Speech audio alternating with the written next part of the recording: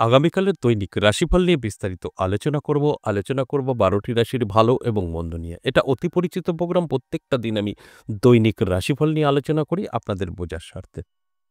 তাই প্রত্যেক দিনের মতো আগামীকাল দিন সম্পর্কেও এখন আলোচনা করব আপনাদের অ্যালার্ট করার জন্যই। আগামীকাল ৭ আগস্ট বৃহস্পতিবার, ত্রয়োদশী তিথি, পূর্বসারা নক্ষত্র ও বিষকুম্ভ যোগ ও জন্মরাশি ধনু।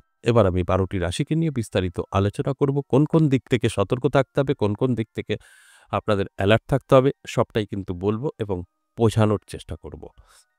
আর সবার আগে যে কথাটা আমি প্রত্যেকটা দিন বলি, শেষ পর্যন্ত দেখলে অনেক কিছু জানতে পারবেন, অনেক কিছু বুঝতে পারবেন এবং এই আলোচনার মধ্যে থাকবে আমার সাথে কিভাবে যোগাযোগ করবেন। কারণ আপনাদের প্রশ্ন একটাই থাকে যে, আপনার চেম্বার কোথায়? আমার কোনো চেম্বার নেই। দুটো জায়গা, দুটোই মন্দির। একটা হচ্ছে তারাপীঠ আর আমার নিজের মন্দির। তারাপীঠ আপনাদের সকলেরই চেনা পরিচিত। আর আমার নিজের মন্দির বীরনগর, নদীয়া জেলা। বীরনগর যদি আসতে চান প্রত্যেক সপ্তাহে পাবেন ৩ দিন করে সোমবার, মঙ্গলবার, বুধবার। আর তারাপীঠ মাসে ২ বার, ইংরেজি মাসের শুরু এবং শেষ। তবে এই মাসে কৌশিকী অমাবস্যা থাকায়, কারণ কৌশিকী অমাবস্যায় আমার নিজের মন্দিরে আমি থাকি। কোনো তারাপীঠ বলুন বা কোনো তীর্থস্থানে বলুন আমি যাই না। কারণ আমার মন্দিরেই মা অবস্থিত আছে বা মায়ের পুজো অর্চনা করতে হয়। যে কারণে কোনো অমাবস্যা বা কৌশিকী বা কোনো তিথিতে আমি কোথাও যাই না, আমার মন্দিরে থাকি। তাই সেক্ষেত্রে এই আগস্ট মাসে মাঝামাঝি করা হয়েছে তারাপীঠ, অর্থাৎ ১৫-১৬ তারাপীঠ আছে। যাদের প্রয়োজন আছে ১৫-১৬ এই ২ দিনের মধ্যে আমার সাথে সাক্ষাৎ করতে পারবেন। আর যারা আমার মন্দিরে আসতে চাইছেন তারা প্রত্যেক সপ্তাহে ৩ দিন করে আসতে পারবেন। বিশেষ যে কথাটা আমি আজ বলব সেটা হচ্ছে, যারা চাইছেন এই কৌশিকী অমাবস্যায় মায়ের কাছে আসতে আমার মন্দিরে আসতে পারেন। আপনাদের প্রত্যেকের জন্য এই নিমন্ত্রণ দেওয়া থাকলো, আপনারা আসতে পারেন। কৌশিকী অমাবস্যায় আমার বাড়িতেই পুজো হয়, হোম হয়। সেখানে এসে আপনারা অংশগ্রহণ করতে পারেন। আর যদি মনে হয় যে না আমি তারাপীঠে যাব, সেটা আপনাদের ব্যাপার। এবার যে কথাটা বলব, আপনারা কেন আসবেন? দেখুন, এখন বর্তমান পরিস্থিতিতে কেউ খুব একটা ভালো আছে বলতে পারবে না। সবার কিছু না কিছু সমস্যা কিন্তু আছেই। তাই যদি আপনার মনে হয় যে ভীষণভাবে খারাপ অবস্থায় আছেন, তাহলে তো যোগাযোগ করতেই হবে। আর সেক্ষেত্রে আমার সাথেও আপনারা যোগাযোগ করতে পারেন। তারাপীঠ আসতে পারেন বা আমার মন্দিরে আসতে পারেন। তারাপীঠ বা আমার মন্দির যদি কোনো একটি জায়গায় আপনার আসার ইচ্ছা থাকে, কি করবেন? দেখুন, একটা কনট্যাক্ট নাম্বার যাচ্ছে, কলিং নাম্বার। সরাসরি কল করতে পারবেন। কল করে নামটা লিখে নিতে পারবেন এবং সেই কল করেই আপনি যখন আসবেন, যেদিন আসবেন, কলে থাকবেন। আপনাকে সম্পূর্ণ কলের মাধ্যমে, অর্থাৎ কল করে ধরে থাকবেন, আপনাকে সম্পূর্ণ গাইড করে আমার চেম্বারে নিয়ে যাবে এবং যেকোনো সময় আপনি কল করলেই সেটা রিসিভ হবে। আর যেটা আগে দেওয়া ছিল হোয়াটসঅ্যাপ নাম্বার, সেটা একটু সমস্যা। হোয়াটসঅ্যাপ আপনি আজকে কিছু লিখলে বা ভয়েস করলে কাল দেখা হয়, একটু সমস্যা আছে। কিন্তু কলিং নাম্বারটা আপনি সবসময় পাবেন। তবে একটা কথা আমি প্রত্যেকেরই বলি, এই কলিং নাম্বারটা কল করেই আমার রাশি কি, আমি কি করব, লটারি পাচ্ছি না কেন, এইসব জিজ্ঞেস করলে ওই নাম্বারটা রিজেক্ট হবে। কারণ দেখুন, যারা এই কলটা রিসিভ করে তারা এইসব সম্পর্কে কোনো কিছু তথ্য দিতে পারবে না। তাদের কোনো অভিজ্ঞতা নেই এই সম্পর্কে। তারা শুধু আপনাকে কনট্যাক্টটা করানোর জন্য এই কলটা রিসিভ করে। আপনি কিভাবে আসবেন, কিছু আপনার জানার থাকলে কোথায় চেম্বার আছে, কিভাবে দেখাবেন, বাস এই তথ্যগুলো আপনারা পেতে পারেন। এর বাইরে কোনো প্রশ্ন করলে আপনারই কিন্তু ভুল হবে। মানে আপনার নাম্বারটাই আর এখানে আসবে না। যে কারণে আমি অনুরোধ করব, অবশ্যই আপনার প্রয়োজন আছে, কল করুন, জানুন, বুঝুন। কিন্তু নিজের সম্পর্কে কিছু তথ্য জানতে চাইবেন না, সেটা অ্যাস্ট্রোলজার বা তান্ত্রিক যারা তারা দিতে পারবে। যারা ফোন রিসিভ করে তারা তো দুটোর কোনোটাই না। না তান্ত্রিক, না অ্যাস্ট্রোলজার। তাই সেই তথ্য দিতে পারবে না। কি হবে? তাই এই ভুলগুলো করবেন না। এখন বলি, আপনি কেন যোগাযোগ করবেন? দেখুন, বর্তমান পরিস্থিতিতে যে সমস্যা আমরা প্রত্যেকেই ম্যাক্সিমাম ফেস করছি, অবৈধ প্রেম, ভালোবাসা, বিচ্ছেদ, বশীকরণ, শত্রু দমন, আপনার স্বামী বা আপনার সন্তান বা আপনার স্ত্রী অবাধ্য, কথা শুনছে না, বা আপনার সন্তান বা আপনার স্বামী ভীষণভাবে নেশাগ্রস্ত হয়ে পড়েছে, আপনার বাস্তু ভীষণভাবে খারাপ, বাস্তুতে শান্তি নেই, কর্মহীন হয়ে পড়েছেন, নানাভাবে বাধা, বিঘ্ন, ঋণে জর্জরিত, একটা ঋণ শোধ করতে ১০টা ঋণ করে ফেলছেন। ব্যবসা বন্ধর মুখে, চাকরি যাবে করছে। এর কোনো একটি সমস্যা যদি আপনার থাকে, অবশ্যই যোগাযোগ করতে পারেন। এর থেকে অবশ্যই আপনি বেরোতে পারবেন। কি করবেন, কিভাবে চলবেন, আমি জাস্ট পরামর্শ দিতে পারি। আপনাদের রাস্তা দেখাতে পারি। ওই রাস্তায় হাঁটতে হবে আপনাকে। তবে কিন্তু এর রেজাল্ট আপনি পাবেন। আর যদি মনে করেন যে আমি যাব, কটা পয়সা খরচ করব, আমার সব অটোমেটিক হয়ে যাবে, তাহলে ভুল করবেন। পরিশ্রম আপনাকেই করতে হবে। আমরা সঠিক পথ দেখাতে পারি। এর বাইরে কিছু নয়। অবশ্যই আশা করি বুঝতে পেরেছেন। এতক্ষণ বোঝানোরই চেষ্টা করলাম। যদি প্রয়োজন থাকে এই দুটো জায়গার কোনো একটি জায়গায় আসতে পারেন, আমার সঙ্গে সাক্ষাৎ করতে পারেন। এবার আসুন আজকের মূল আলোচনা দৈনিক রাশিফল। এই দৈনিক রাশিফল নিয়ে আমি বিস্তারিত আলোচনা করব। আপনাদের এখন বোঝানোর চেষ্টা করব মেষ থেকে মীন পর্যন্ত কোন রাশির ভালো, কোন রাশির খারাপ। কারণ ১২ টি রাশি সকলেরই ভালো থাকতে পারে না। আবার ১২ টারই খারাপ থাকতে পারে না। কিছু তো ভালো থাকবেই, আবার কিছু খারাপ থাকবে। এটা নিয়েই আমাদের চলতে হবে।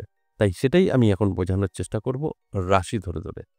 প্রথমে মেষ রাশির কথা বলব। মেষ রাশির জাতক-জাতিকাদের কিন্তু খুব একটা ভালো সময় যাবে না। নানাভাবে বাধা আপনার হতে পারে। স্বাস্থ্যও খুব একটা ভালো যাবে না।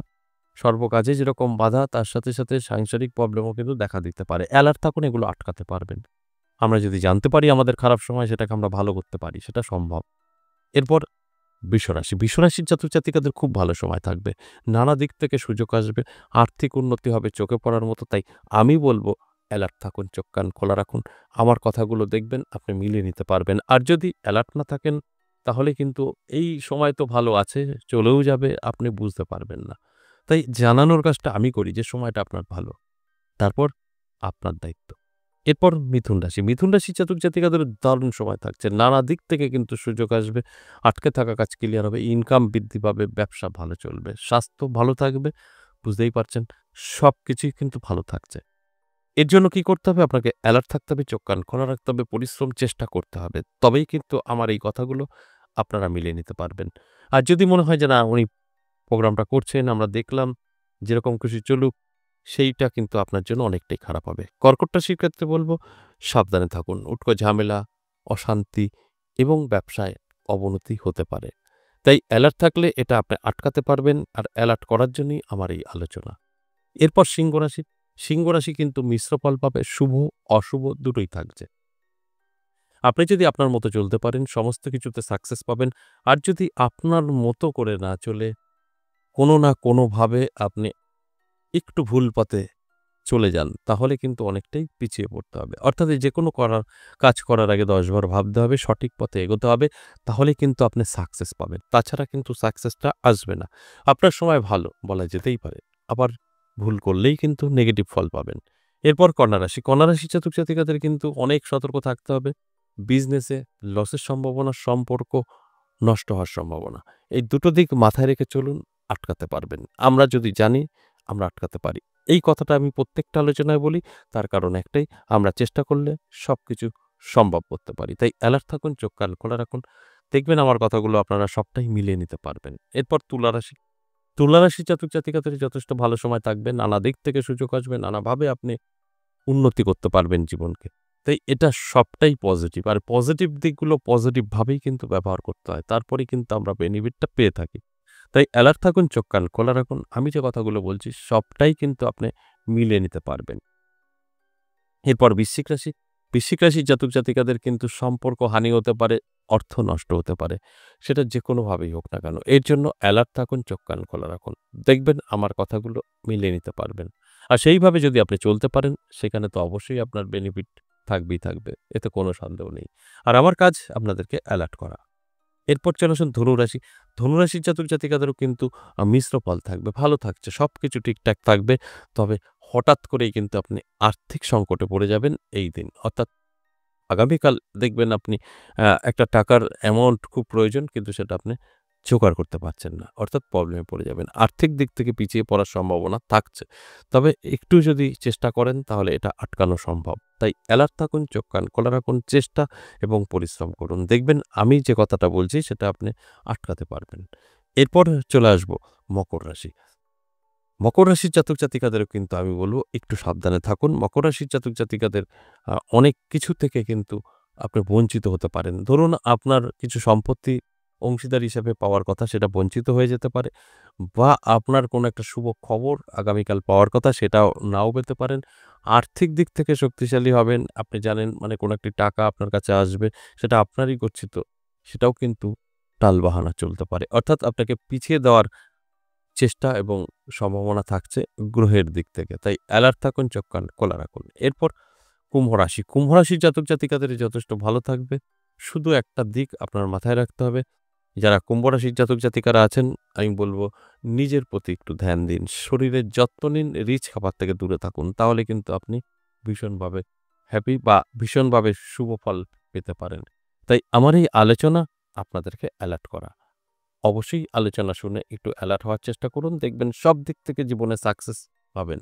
সর্বশেষ মীন রাশি জাতক জাতিকাদেরও কিন্তু ভালো সময় থাকছে, নানাভাবে কিন্তু আপনার জীবনে উন্নতি আসবে এবং ইনকাম বৃদ্ধি পাবে, এটা পজিটিভ। শুধু সমস্যা একটু আসতে পারে সম্পর্ক, লাভ রিলেশনে আছেন খুব একটা ভালো না, বিবাহিত জীবন নতুন খুব একটা ভালো না, যারা পুরনো বিবাহিত জীবন যাপন করছেন তাদের ক্ষেত্রে কিন্তু সব ঠিকঠাক থাকবে।